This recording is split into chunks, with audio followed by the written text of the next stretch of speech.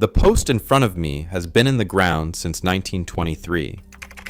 I know that because the man standing next to me, a 73-year-old Amish farmer named Levi Yoder, told me his father put it in the ground the year he was born, and his father was born in 1923. The post is white oak. It has been in direct contact with Pennsylvania soil for over 100 years. It goes through frost and thaw every winter. It sits in ground that holds moisture for weeks after rain. It has never been replaced. It has never been treated with anything you can buy at a hardware store. And when Levi pressed his thumbnail into the base of it, right at the soil line where rot always starts, the wood did not give, not even slightly. I drove home that afternoon and looked at my own fence. Cedar posts I had installed 11 years ago. 2 of them were already soft at the base. 1 was leaning. I had been planning to call someone for a quote. I did not make that call. Instead, I started digging, and what I found over the following 18 months changed the way I think about wood, about maintenance, about the entire home improvement industry that had been taking my money for 3 decades based on a problem that did not have to exist. There is a paste. 2 ingredients, sometimes 3. It costs less than $2 per post to mix and apply. It has been used continuously in Amish and Mennonite communities across Lancaster County, Holmes County, and Elkhart County since those communities were established. The farmers who use it do not think of it as a special technique. They think of it as the obvious thing to do with wood that you want to last. The idea that you would put a post in the ground without it strikes them the same way it would strike you if someone told you they were building a house without a roof. I want to show you exactly what it is, where it comes from, and why the version of wood treatment the modern industry sells you is not close, even when the label uses words that sound identical. Start with what you already know about wood failure. A fence post fails from the bottom. Always from the bottom, always at the same place, always for the same reason. The section of post that sits at and just below the soil line is where moisture content fluctuates most dramatically. Wet season, dry season, freeze, thaw. That zone cycles through conditions that stress wood fibers constantly. Fungi find that zone first because fungi need moisture and they need the interface between soil contact and air exposure. The surface of the post above ground weathers and grays, but it does not ROT. It is the buried section and the 2 or 3 inches just above grade that fail every time. The modern industry's answer to this problem is a surface coating. You paint something onto the wood, you seal the exterior, you try to keep moisture from getting in. Thompson's Water Seal, Ready Seal, Cabot, Olympic. Every product on that hardware store shelf operates on the same principle. Create a barrier on the surface. Keep water out. That principle fails for one reason the label does not mention. Wood moves. It expands when wet and contracts when dry. It cycles through that movement every season for the life of the post. A surface coating cannot move with the wood indefinitely. It cracks. It lifts, it peels, and when it does something worse than no coating at all. It traps moisture that has gotten behind the film against the wood surface where it cannot escape. The ROT that follows a failed surface coating is often faster and more complete than the rot that happens to uncoated wood, because at least uncoated wood can dry out between wet cycles. The Amish do not use surface coatings on structural wood. They never have. What they use works from the inside, and the distinction between those 2 approaches is the entire story. The first ingredient is raw linseed oil. not boiled, not refined, and not the hardware store version processed with petroleum-based drying agents. Pressed from flaxseed, it has been the foundational wood treatment across Northern Europe for at least 800 years. The Norse used it on boat timbers. German and Swiss craftsmen used it on barn frames. The Mennonite and Amish communities that immigrated to Pennsylvania in the 18th century brought the knowledge with them, the same way they brought everything essential, committed to practice and passed from father to son without it ever needing to be written down. What raw linseed oil does to wood is not coating, it is penetration. The oil molecules are small enough to enter the cellular structure of wood fiber and polymerize inside it. They cross-link with each other under the influence of oxygen and form a flexible internal matrix that fills the microscopic pores from the inside. The wood does not become sealed on the surface. The wood itself becomes the treatment. When the surface weathers and the outermost fibers gray, the oil network inside the wood is still intact, still functioning, and still repelling moisture at the cellular level, where moisture actually causes damage. The second ingredient is pine tar, not the synthetic coal tar derivative found in some roofing products. Real pine tar is produced by the destructive distillation of heartwood, the resin-saturated core of old trees that have spent decades building up chemical defenses against insects and fungi. When you heat that heartwood, it breaks down and releases a thick, dark, aromatic liquid that carries every compound the tree accumulated over its lifetime: antifungal acids, insect-repelling terpenes, and resin compounds that bond aggressively to wood fiber. Pine tar was the technological backbone of the shipbuilding industry for 2,000 years. The Roman Navy used it. The British Royal Navy depended on it. The entire colonial American shipbuilding economy ran on it. There is a reason North Carolina's nickname goes back to pitch and tar production that supplied naval infrastructure across an empire. This was not folk knowledge. This was the industrial engineering standard of every civilization that needed wood to survive in water, in salt, in conditions that would destroy untreated timber in months. When you combine raw linseed oil with pine tar, something happens that neither ingredient produces alone. The oil carries the tar compounds deep into the wood fiber. The tar's antifungal chemistry reaches zones that surface application could never touch. The combination does not just repel moisture, it makes the wood biologically hostile to the organisms that cause rot. Fungi cannot establish in wood treated this way, because the tar compounds they encounter are the same compounds a living pine tree uses to kill them when they try to bore into its bark. The wood's own ancient chemistry reintroduced.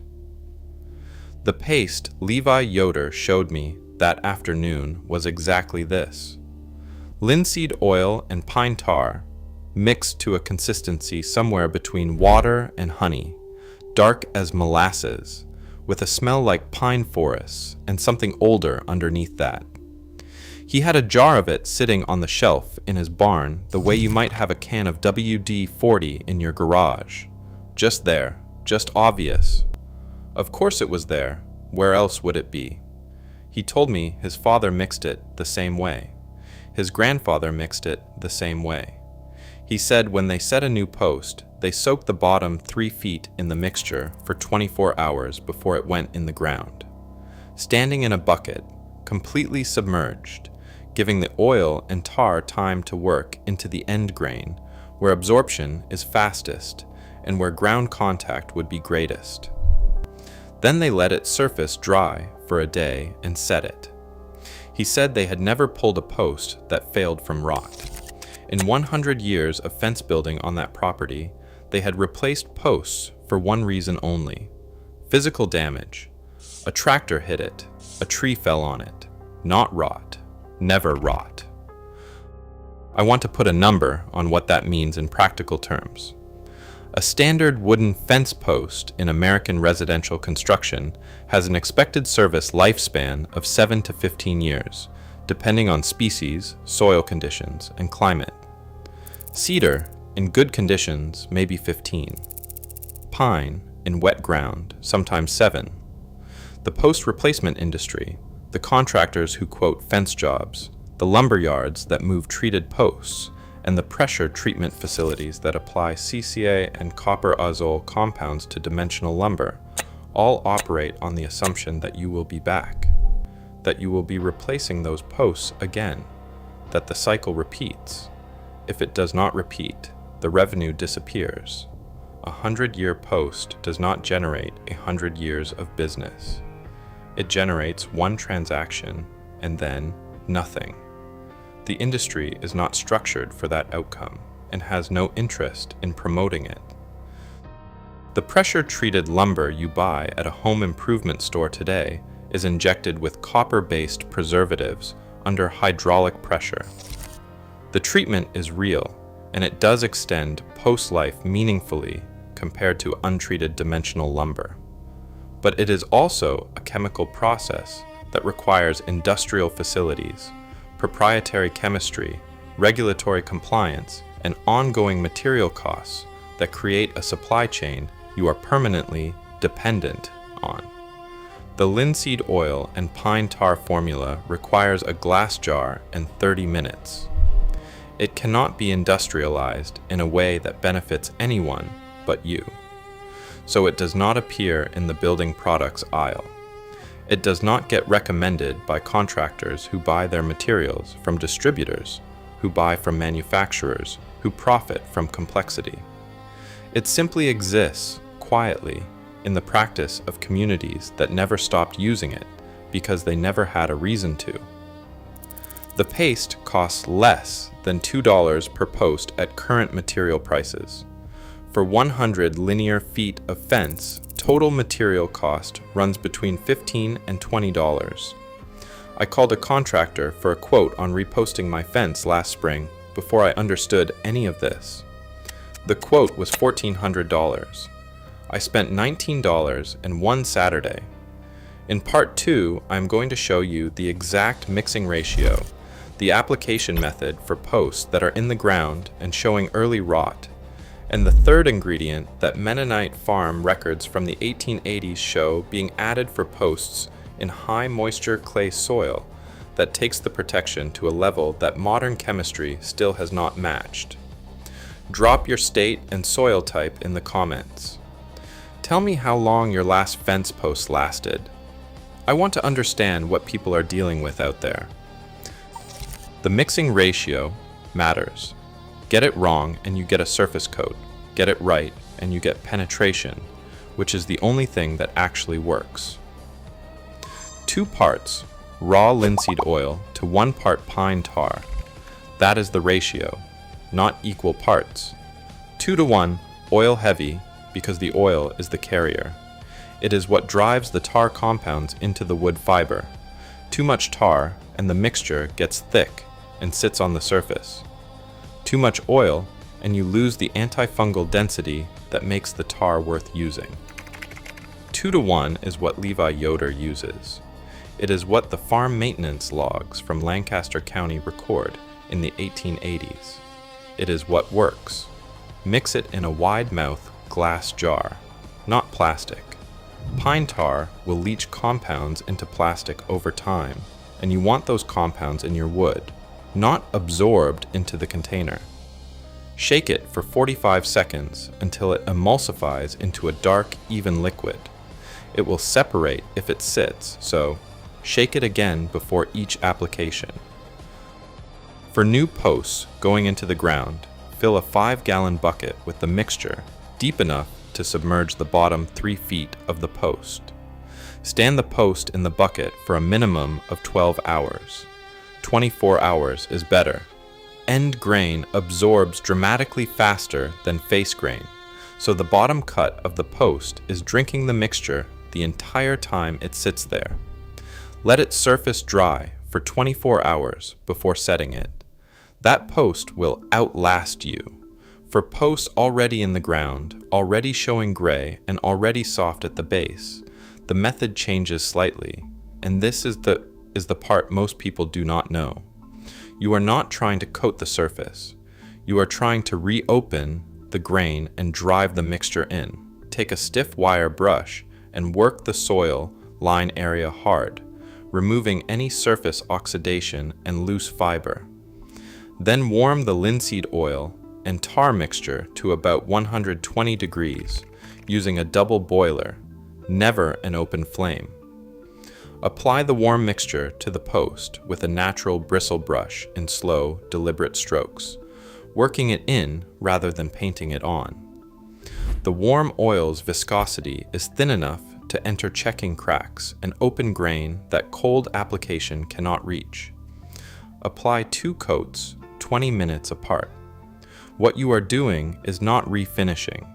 You are retreating from the outside in, pushing chemistry back into wood that lost it over years of weathering. Now the third ingredient. The Mennonite farm records I found used a specific addition for posts going into heavy clay soil, where drainage is poor and moisture contact is nearly constant. A small amount of beeswax is melted and stirred into the warm mixture at roughly 1 part wax to 8 parts oil and tar combined. The wax does not change the penetration. It changes what happens at the soil-line interface, creating a waxy boundary layer right at the point where the post transitions from buried to exposed. That boundary sheds standing water that would otherwise wick upward into the post through capillary action. Clay soils hold water against that soil line for weeks after rain. The wax layer interrupts that contact. A 1-pound block of beeswax costs $8 and treats an entire fence line. The total material cost for the 3-ingredient formula across a standard residential fence is under $30. The protection it provides does not have a modern commercial equivalent, because no commercial product has any financial incentive to last 100 years. You already have everything you need to start this weekend, except possibly the pine tar. You will not find pine tar at a chain home improvement store, but any farm supply retailer carries it, and it is available from half a dozen online suppliers for under $15 a quart. 1 jar, 2 hours. Posts that will still be standing when your grandchildren are arguing about who inherits the property. The people who knew this never stopped knowing it. You just were not told. Find the softest post on your fence line this weekend. Press your thumbnail into the base. Tell me what you find.